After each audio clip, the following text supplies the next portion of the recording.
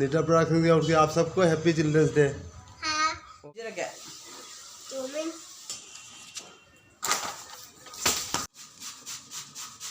आई ना थोड़ा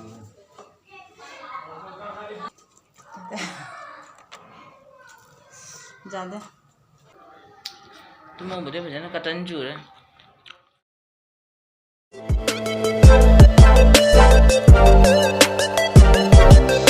Nita Production. Good evening everyone. Masih angangi numini mayam Happy Children's Day mayam punamak. Ada angangi numit ciga aina video na wong puna wa mayam. Ada mayam puna video se jeng na bata urase mayam. Bon fruity. Bone का fruit के भी है। Moisco da. Moist कुंदा माँ ले कुंदा की चल भी बा खाने नसी से गौतम राय की जो बर्थडे थोपड़ गंतो माने oh गौतम राय की जो birthday थोपड़ mana bolong na bi kayak ini ya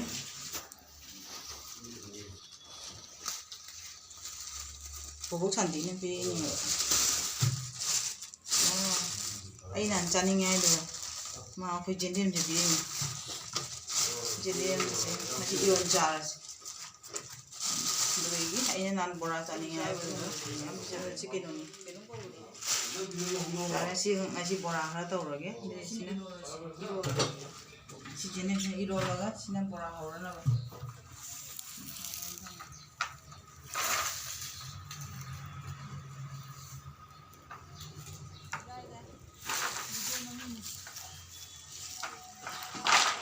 Darbo.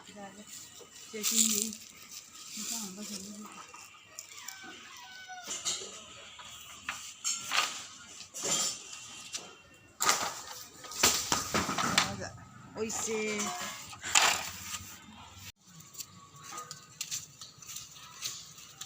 Sige madian sidi. Si awat habisna hore machi da chana boin dorone. Bisine irobani. Jirum khara thawrani ade bora khara tawrani. Si kamai tawge eng si ko. आई photo जे चल ये photo जे जो दुकान का लोग तो वो मैं passport लिपांग है Ai ngasi iron ja bage. Inde ja santi na piram ba jendem se. Asi ga bu iro bage. Degi asina dum ngana dum chana ba machi da. Le asina jirum do ma ja bu.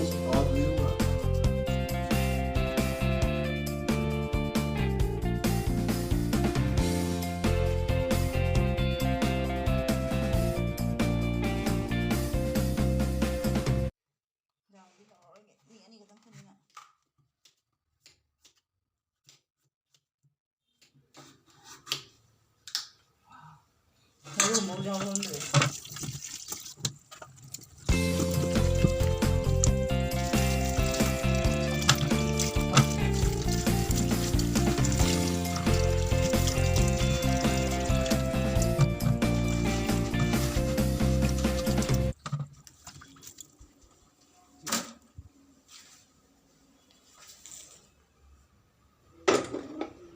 Sini masuk ni.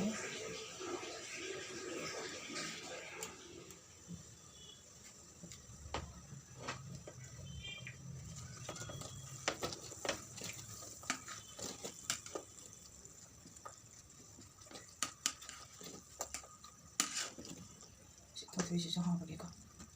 Kalau tapi sih siapa saja lagi pun nak lagi pun anak tak pun nak coba. Jirum coba aku. Jik pun nak pusat lagi kau. Kau nak ikai tu lagi. Pergi tahu tu nak itu. Kau nak tahu lagi. Jik pun nak pusat lagi. Kau ni. Papa nak jirum macam ni. Kau hai kau jangan ni macam tu lagi. Jirum macam hai nak.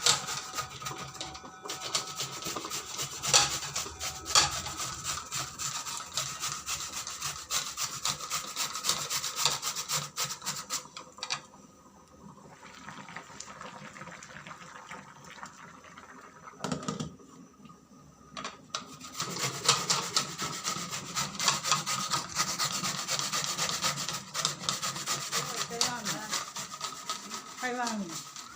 Ay, sagya siya ba? Dodogi. Nga dyan ba? Ito si Seta nga doon. Mga nga dyan. Nga pore. Nga mo na hapon niya. Nga Jadi mata cara iron menumita. Sila kaingan ngamura. Aja apa ukuran teraga kaingan.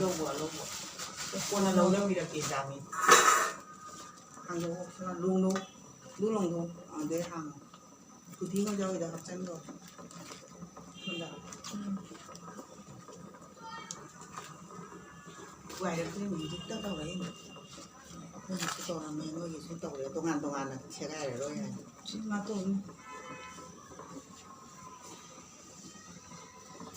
Iron menumisa ngato pubire mamana. Auto re, sini aja ibu bere. Jika ngamu sih mana iron berapa habis.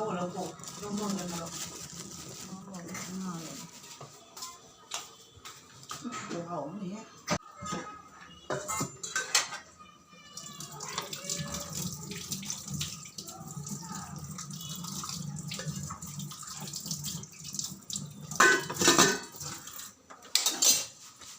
Aina thongina mama mo ga nga jawbi re si mundo re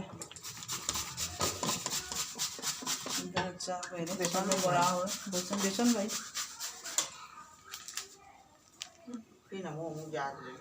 besan to do na ja ra ma besan to ri ra ngato hau ra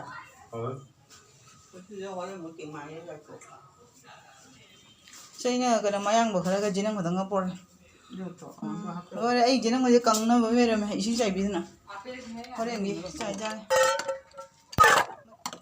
आलू से मेरा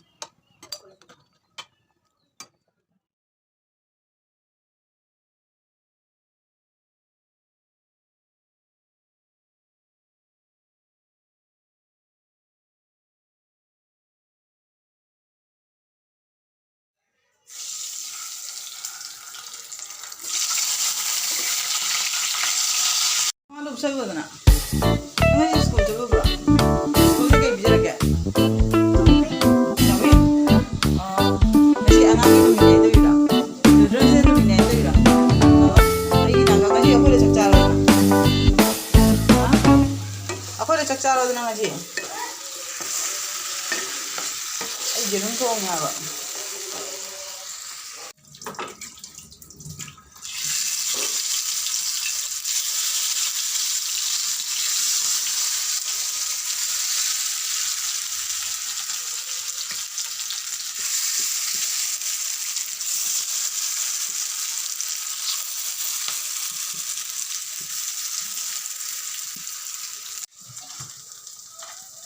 Ini beson kita apa? Yang tahu orang yang lebih kerang dia. Iya betul. Hauda. Tiang. Ini mana yang lain? Kamu gue balik ke sana.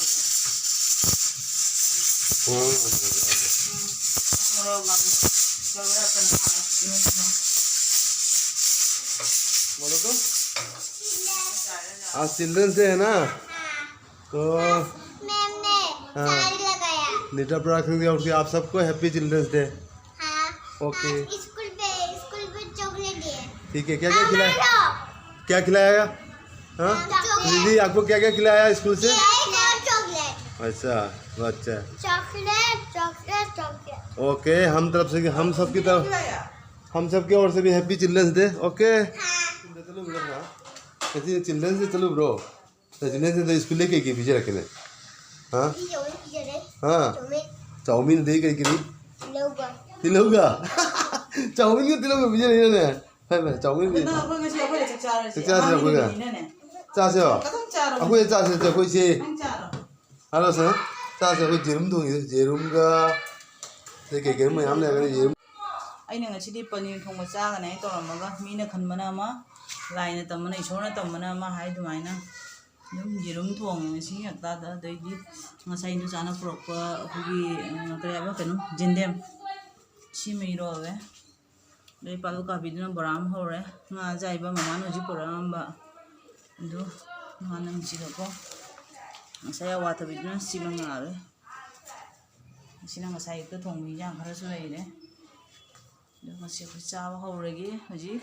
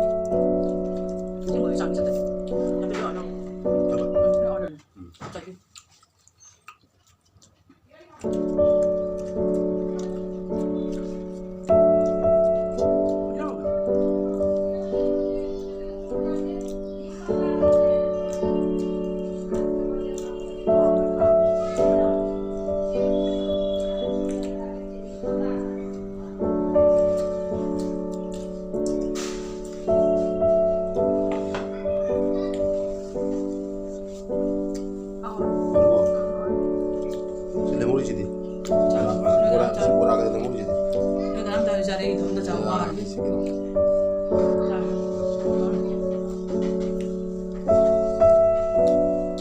यारे काका ये नहीं बोलो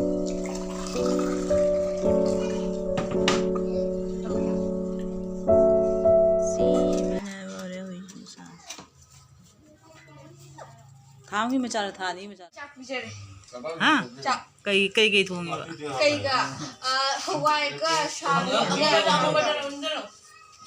चौदन से नुमित no ngasi jam pijare ngasi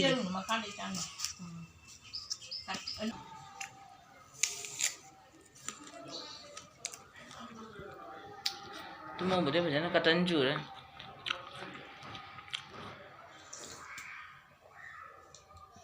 tumo ba thapa cha ja haure me cha ta ke ya the end chi mathangi video ko good evening everyone bare chak to ko ore hak pun thore me ada tumba ko ba mina tan mana ba ra ba ko ada ji pung ahum rom tare chanpi ga iga pose ke tang veiru ge adegi market tegi pol veiru matung da aigi maya si satini me ada aina ngasai chabo chari do ai horen maya sat patara ga di horen ngang si di ai chak cha ba se apepa chak cha haira kane ba ko aduna ngasi dum khara cha tho e khara haun thamoi changna chare horen ngang cha ba phangaro na ada ai maya su satlurage ada poche su veurage aja uraga maya sapegi video namba ngamdabra di khangde ba ko adai poche su khara veurage maya ada ai video se siga thammage ada mayam na ai video sigo support to biro like channel subscribe to ko bi gena maya ada ngasi ge na video se thammage chabuge maya nang tang tho ge hoji market ma nama jaga jati mone da ma panda khoi poche ke tang veiruge be khang tang veiruge anti dua chabuge sida chabuge Cocok. Nang hana baby tu. Jing na ba? What? Big ang ka jing eh na ba yan? Kasi puno suno ba ba?